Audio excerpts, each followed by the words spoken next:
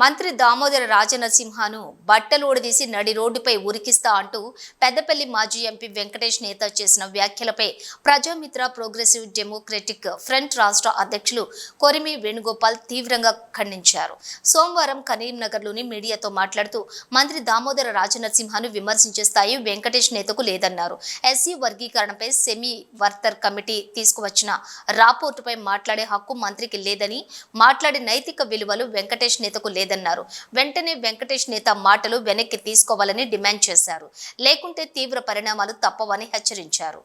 దామోదర రాజనరసింహ మంత్రివర్యులు వారు గత 30 సంవత్సరాల నుంచి సుదీర్ఘ కాలం లోపల రాజకీయాల లోపల ఒక నిబద్ధతతోని ఏ విధమైనటువంటి అవినీతి మరకలనేటువంటి లేకుండా ఒక స్వచ్ఛతతోని ఒక డిగ్నిఫైడ్గా ఆయన రాజకీయ రంగం లోపల కొనసాగుతున్నటువంటి వ్యక్తి మీద ఈ వెంకటేష్ నేత అనేటువంటి ఒక పెద్దపల్లి నుంచి మాజీ ఎంపీగా ఉన్నటువంటి వ్యక్తి ఏదైతే చేసినటువంటి వ్యాఖ్యలను మేము చాలా తీవ్రంగా ఖండిస్తూ ఉన్నాం.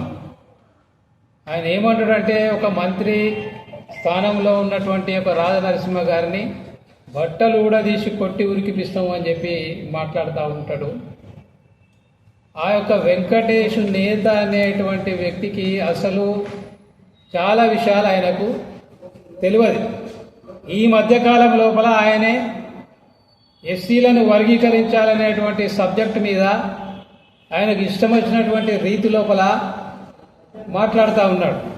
ఈ వెంకటేష్ నేత యొక్క చరిత్ర ఏంటి అంటే ఆయన ఇక్కడనే కరీంనగర్లో ఎక్సైజ్ డిపార్ట్మెంట్ డిప్యూటీ కమిషనర్గా ఉండే విచ్చలవిడిగా కరప్షన్ చేసి విచ్చలవిడిగా డబ్బులు సంపాదించి ఉద్యోగానికి రాజీనామా చేసి 2018 లోపల కాంగ్రెస్ పార్టీ నుంచి ఎమ్మెల్యే టికెట్ తీసుకొని చెన్నూరు నుంచి ఆయన ఓడిపోవడం జరిగింది. ఓడిపోయిన తర్వాత ఒక 2-3 నెలల తర్వాతనే 2019లో వచ్చినటువంటి పార్లమెంటు ఎన్నికల్లో కేసీఆర్ గారు ఈయనకు టికెట్ ఇస్తే తెలంగాణ ఉద్యమ పుణ్యమా అని చెప్పేసి టీఆర్ఎస్ పార్టీ పుణ్యమా అని చెప్పి 2019లో ఎంపీ అయిండు. 2019లో ఎంపీ అయినటువంటి వ్యక్తి 2023లో టీఆర్ఎస్ పార్టీ అధికారం కోల్పోగానే 2004 ఆరంభంలోనే ఇక ఎంపీ అయిపోతుందని చెప్పి వెంటనే కాంగ్రెస్ పార్టీలకు జంపాడు.